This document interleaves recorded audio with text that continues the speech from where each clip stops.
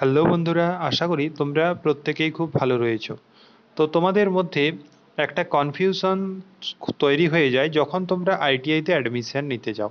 আইটিআইতে admission নিতে গেলে তোমাদের মনের মধ্যে একটা কনফিউশন হয় কি, যে সমস্ত তোমরা স্টুডেন্টরা যে সমস্ত স্টুডেন্টরা তোমরা আইটিআইতে অ্যাডমিশন নিতে যাও, আইটিআইতে অর্থাৎ আইটিআই তোমাদের গভর্নমেন্ট কলেজে তারা যারা তোমরা চান্স পেয়ে যাও, তাদের মধ্যেই কিন্তু একটা বিশাল কনফিউশন তৈরি হয়ে যায়।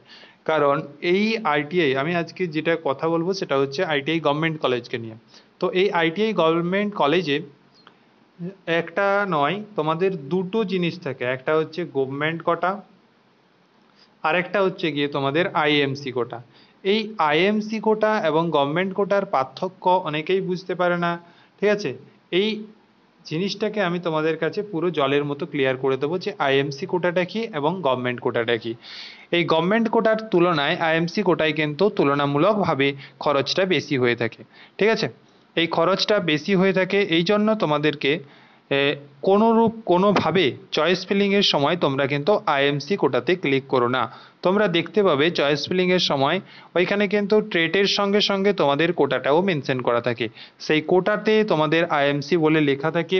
তা তোমরা যারা কাউন্সেলিংয়ের সময় এই আইএমসি কোটাতে ভর্তি হয়ে যাও, তখন মানে অর্থাৎ কাউন্সেলিংটা করে ফেলো, তখন কিন্তু তোমাদের যে বেশি ফিজ চাওয়া হয় তখন কিন্তু তোমরা রেগে যাও বা তোমাদের মধ্যে অনেক কনফিউশন চলে আসে যে কেন আমি গভর্নমেন্ট কোটাতে আমি গভর্নমেন্ট কলেজে ভর্তি হলাম, এত টাকা ফি নিচ্ছে কেন। কিন্তু এই জিনিসটা তোমাদেরকে বুঝতে হবে যে আইএমসি কোটা এবং গভর্নমেন্ট কোটাটা কি। অর্থাৎ গভর্নমেন্ট কলেজগুলোতে তোমরা যদি ভুল করেও আইএমসি কোটাতে ভর্তি হয়ে যাও, তাহলে কিন্তু তুলনামূলক তোমাদের বেশি খরচ হয়ে যাবে।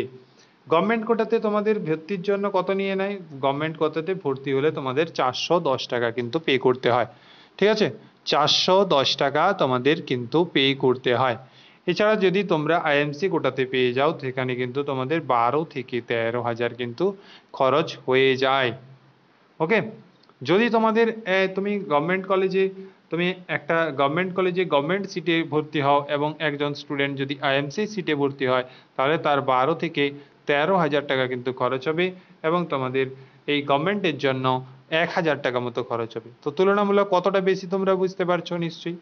তো এই যে দেখো 13 হাজার, দেখতে পেয়েছো, ইঞ্জিনিয়ারিংয়ের জন্য 13,650 টাকা এবং নন ইঞ্জিনিয়ারিংয়ের জন্য 11,130 টাকা। এই টাকাটা কিন্তু তোমাদের 1 ইয়ারে পে করতে হয়।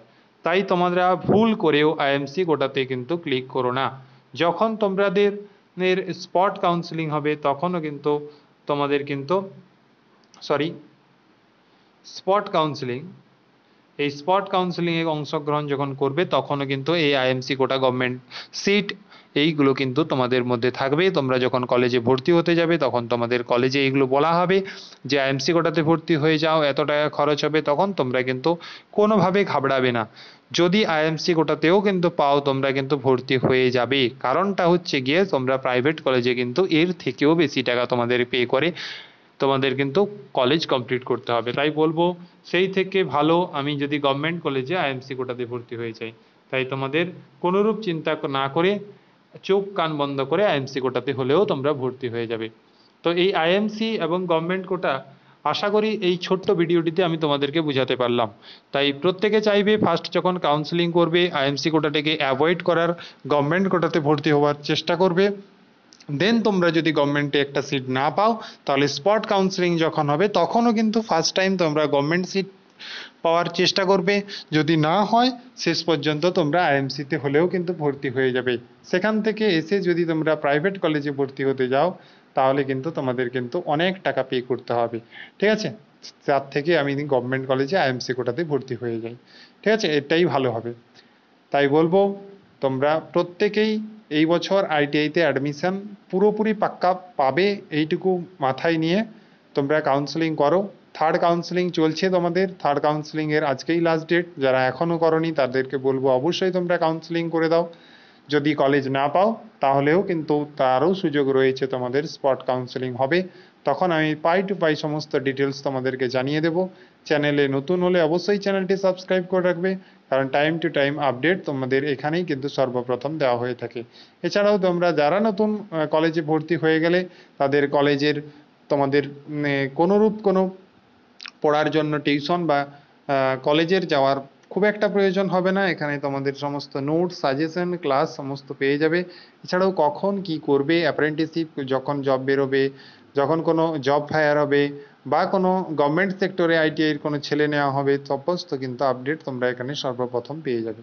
তাই চ্যানেলটির সঙ্গে থেকেও এবং বন্ধুদের মধ্যে শেয়ার করে দাও ভালো করে, যাদের কোনোরূপ কোনো মানুষের ছেলে মেয়েদের কোনো অসুবিধে না হয়। Thank you for watching.